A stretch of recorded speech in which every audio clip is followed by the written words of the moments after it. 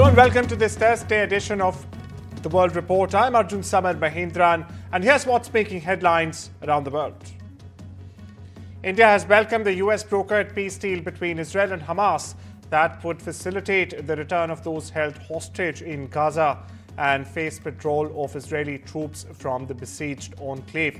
Now, US President Donald Trump and Israeli Prime Minister Benjamin Netanyahu, in fact, confirmed the development only earlier this morning, viewers, aiming to end the war that has kept the Middle East on the boil since 2023. Now, this reflects the strong leadership of Israel's Benjamin Netanyahu. PM Modi said this morning, hoping that the agreement would in fact pave the way for lasting peace in the war-torn Gaza Strip. Meanwhile, here's a clip where I explain and put into perspective what all is likely to unfold under phase one of this deal that has just been signed early this morning. Take a look. After 2 years of devastation and months of diplomacy, as we've just seen, the first phase of a ceasefire between Israel and Hamas, viewers, has just been locked in only a few hours ago. Now, it was brokered by Washington, Donald Trump, Qatar and Egypt. This is, in fact, the first real step, the first concrete step we are seeing towards a long-awaited truce. 2 years at that, and the details matter, and that's exactly what we are getting into. First and foremost, all Israeli hostages are to be released by Hamas. Now, this, viewers, is the very cornerstone of phase one of this ceasefire. Under this, Hamas will release all Israeli hostages. Now, this step is also seen essential for easing domestic pressure on the Netanyahu government, the many cases and the increasing pressure by the hostages' families who have, in fact, like we've been seeing, have hosting protests every Saturday and blocking arterial roads in Tel Aviv. Next up, Hamas agrees to stop a rocket fire. Now, that's correct. In exchange, Hamas commits to halting all attacks from Gaza. Now, this pause is designed to stabilize the situation and also to test mutual compliance between the parties. Meanwhile, on the other side of the fence, here you have it, Israel will pause military operations inside the Gaza Strip. Now, Israel will implement a temporary halt to airstrikes and even the ground operations. But let me underline and mind you here, viewers, it's only a conditional pause and not a full withdrawal, as we are giving to learn. Something that also signals caution as much as it's being welcome.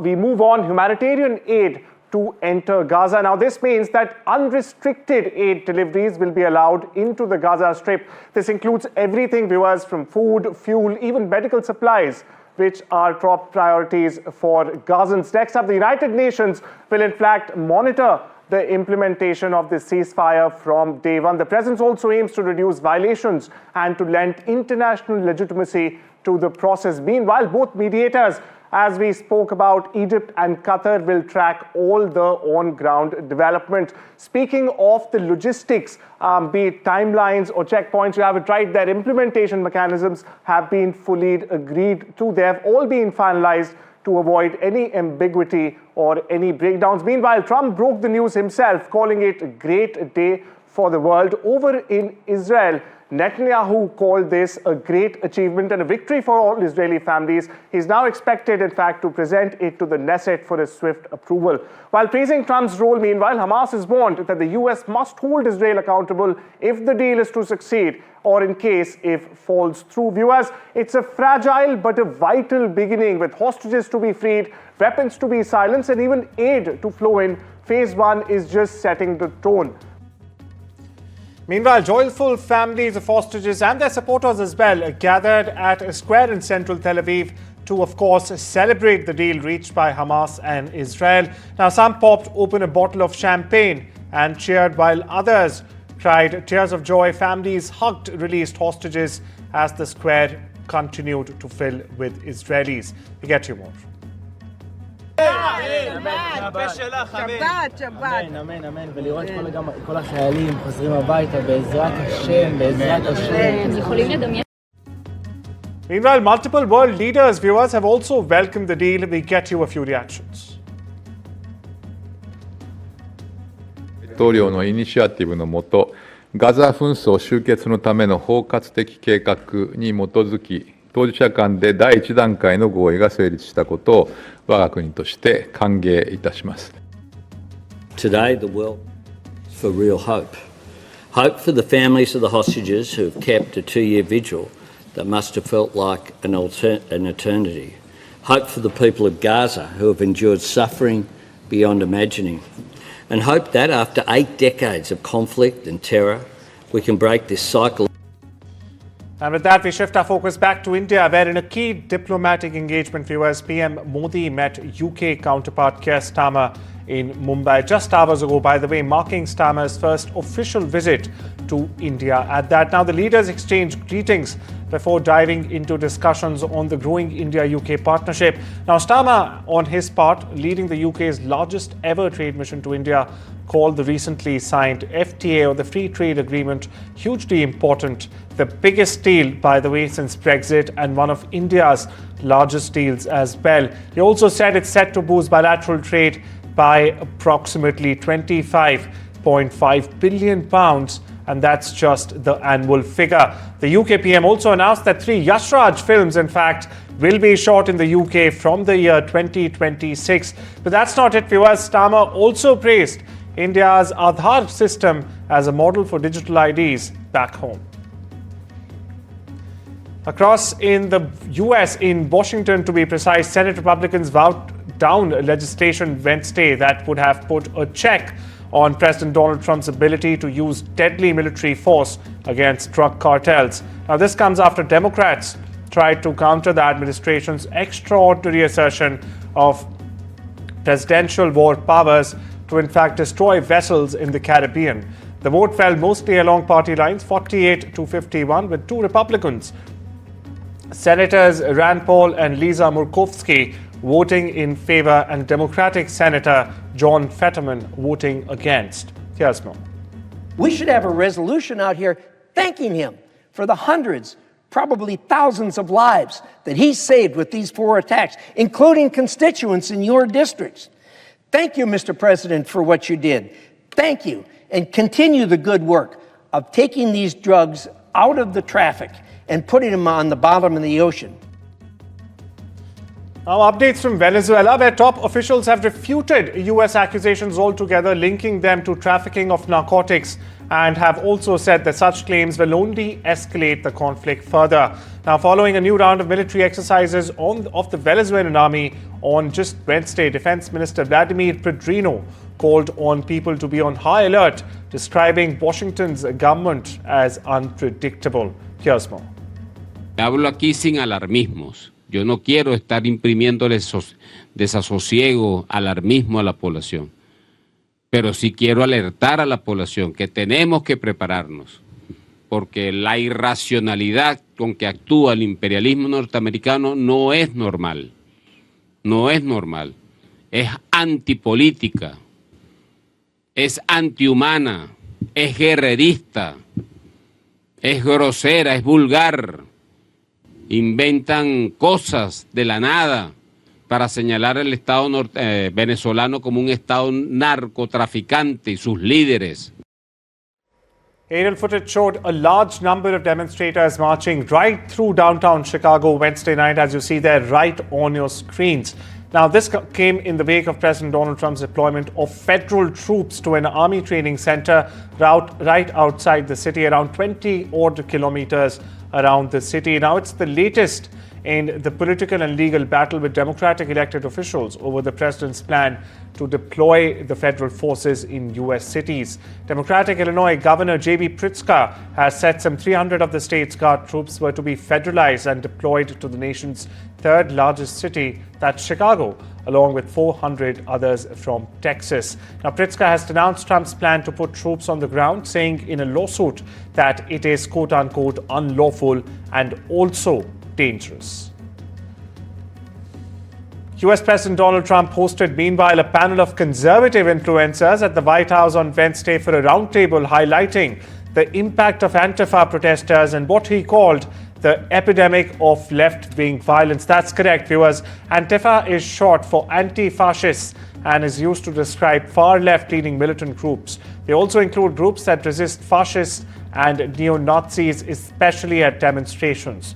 Trump hosted the event as he sent National Guard troops to Portland, Oregon, and like just we discussed a while ago, to Chicago, Illinois, against the wishes of local officials, and has also called for Illinois Governor J.B. Pritzker and Chicago Mayor Brandon Johnson, both Democrats, by the way, to be jailed. We get you more. It should be clear to all Americans that we have a very serious left-wing terror threat in our country. Radicals associated with the domestic terror group Antifa that you've heard a lot about lately, and I've heard a lot about them for 10 years. And other far-left extremists have been carrying out a campaign of violence against ICE agents and other officials charged with enforcing federal law. Costa Rica has put forward Wednesday longtime diplomat and former Vice President Rebecca Grynspan as a candidate to be the next Secretary General of the United Nations. The Economist is currently the Secretary General of UN Trade and Development in Geneva. She was a major player in the UN efforts to ship Ukrainian and Russian grains to global markets at the start of the war in 2022, February 2022 to be precise, and outgoing Secretary General Antonio Guterres also has designated her as the senior UN official to deal with the Russians.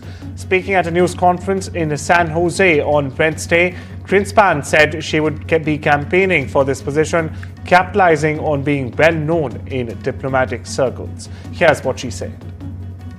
This is concerning, and we see an increase in... Vemos lo que pasó ahora en la Asamblea General de Naciones Unidas, donde estuvieron representados más de 150 presidentes y jefes de gobierno del mundo, y todos haciendo un llamado por un multilateralismo efectivo que pueda aportar a resolver los problemas más importantes que el mundo tiene. The number of children displaced by violence in Haiti has nearly doubled to 680,000 viewers. This is according to the newest UNICEF report released just yesterday. That means on Wednesday. And it in fact points that minors are increasingly facing hunger, violence, and even recruitment by armed groups in the Caribbean nation. Now, overall, around 6 million Haitians, half the country's population, just by the way, also need humanitarian assistance, including more than 3.3 million children. During a visit to one of the displaced camps, UNICEF Regional Director for Latin America and the Caribbean, Roberto Benez, sounded alarm bells over severe humanitarian crisis facing children. He said that the situation was at risk of being forgotten about. Meanwhile, gang violence has displayed a record 1.3 million Haitians in recent years, with many also cramming into makeshift shelters after their communities were razed together. Listen in. This is concerning, and we see an increase in case of violence affecting children. All this combined with the risk of Haiti disappearing from the global public opinion, global media attention, and the interest and the priority of the donor community. This is why UNICEF is launching today a clear appeal to not to forget Haiti, not to forget an entire generation of children and young people. Now shifting our focus to Eurasia, where Russia on Wednesday reported conducting strikes on multiple fronts, while Ukraine claimed its counteroffensives have yielded results. That's correct. Russian army has taken control, or so it claims, of one more settlement in the Zaporozhye region, said Russian Defense Ministry on Wednesday. Meanwhile, on the same day, the General Staff of the Armed Forces of Ukraine reported that there were 200 combat encounters along the front lines in the past day only. That means the intervening time between Tuesday and Wednesday, viewers. The Ukrainian Air Force, meanwhile, along with missile units and artillery, struck concentration areas of Russian personnel, weapons and military equipment. Russian President Vladimir Putin began his state visit to Tajikistan on Wednesday with a variety of events with Tajik President Emomali Rahmon. Now, the three-day trip includes a series of meetings with leaders of other nations that were once part of the Soviet Union or the USSR before it was in fact disbanded in 1991. Now, Putin arrived at the capital of Dushanbe, where he laid a wreath at the monument to the founder of the first Tajik state, Ismail Somoni, and also met with Rahmon for an informal dinner. Trade and other ties with Tajikistan and other countries in Central Asia are becoming increasingly important for Russia amid sweeping Western sanctions over its military action in Ukraine. Now, Ramon, in power for nearly 33 years himself, is the longest serving of all the ex-Soviet leaders. Meanwhile, Russia's Defense Minister Andrei Belousov visited the country's military base and space surveillance system in Tajikistan on Wednesday. According to the Defense Ministry, Belousov inspected weapons and equipment, including drones and anti-drones defense systems as well, because we all know that Ukraine, viewers, after the war has in fact become the biggest drone manufacturer in the world. Now, the Russian Defense Ministry said that he was briefed on improvements being made on the experience gate during Russia's special military operation in Ukraine. He also met with Tajik counterpart Colonel Emomali Sabrizodeh. We get you more. Ситуация остается очень сложной, поэтому нам, конечно, предстоит укреплять наше взаимодействие по всем направлениям, которые у нас складываются. Это и военное сотрудничество, и обмен опытом, это и обучение, это и военно-техническое сотрудничество. Сложилось, уже работает в комплексе. Heavy rainfall affected southeastern Romania on Wednesday, including the capital Bucharest and the Black Sea port Constanța and surrounding areas. Now, according to authorities, the village of Silsti was temporarily isolated by flash floods, and emergency workers assisted villagers, among them an elderly woman, to move to safety. Meanwhile, in several cities, including capital Bucharest, wind brought down trees, damaging parked vehicles and also affecting the flow of traffic. A code red warning for rainfall and strong winds was extended for the Black Sea area as well. Meanwhile, archaeologists have restored an underground tunnel once used by none other than Roman emperors to in fact enter the Colosseum that will soon open to visitors for the first time ever. The so-called Passage of the Emperor Commodus is a tunnel emperors would use to enter the arena unseen and protected. That would in fact lead them directly to the honor box reserved to them that overlooks the arena. Archaeologists, meanwhile, of the Colosseum Archaeological Park have revealed this information on Wednesday. Now, the passage was named after the Emperor Commodus, who lived between the 180th and the 192nd AD, when it was initially discovered in the 1810s. Meanwhile, Emperor Commodus, a name widely known after director Ridley Scott, made him one of the characters in the movie Gladiator, was also known to be passionate about gladiators games, to which he also used to in fact participate. Moment we are in a passage that was used by the emperors just to get inside the Colosseum in a secret way, so without getting in touch with other people, with the people of Rome, with senators, and something very for security reason also. And well, it's time we step into a short break. We'll be right back. Don't you go anywhere.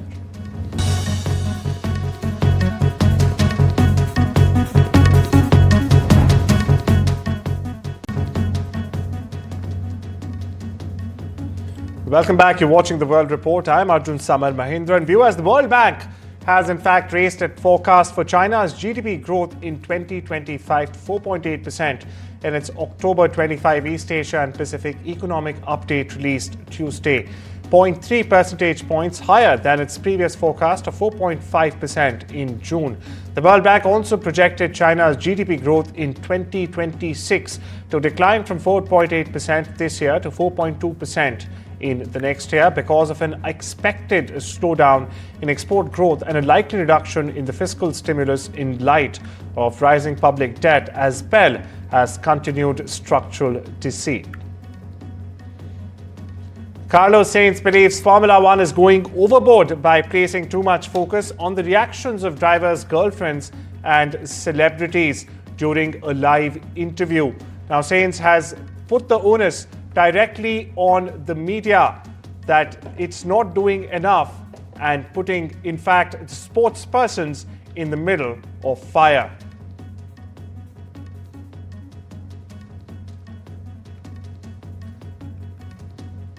Footballer Cristiano Ronaldo, viewers, has in fact become the wealthiest footballer, the all-time great. He's become the first footballer in the world to be designated a billionaire.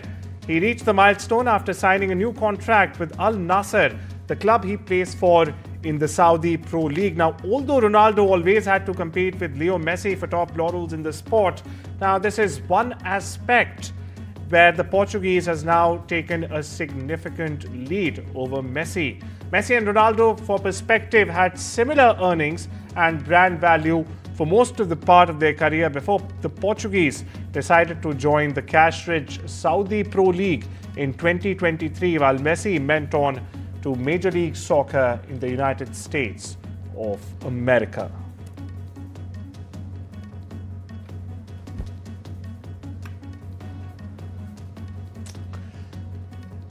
The world of entertainment, Daniel Craig is a former Bond and one of the world's biggest stars, viewers, but when faced with the ensemble cast of Wake Up Dead Man, he had an acute case of nerves. That's absolutely correct.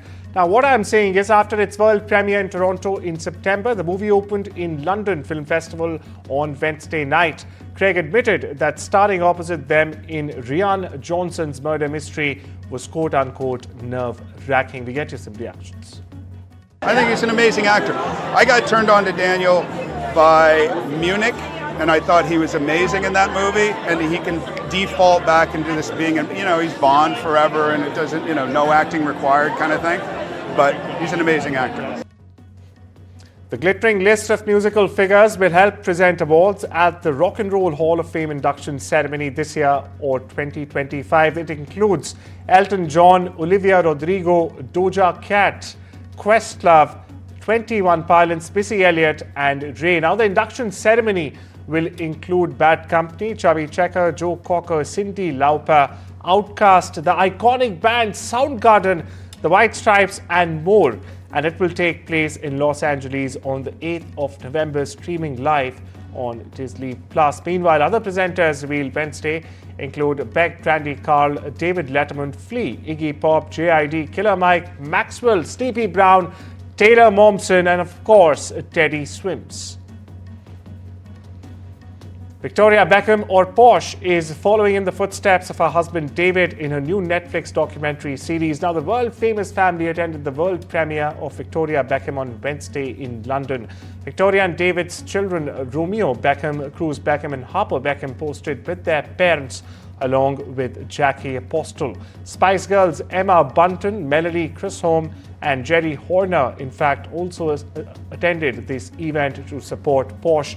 Other guests included Christian Horner, Eva Longoria, Richard Egan, Peggy Goo, the famous DJ, June Saprong, Charlie Cox, Nadine Leopold, and many more.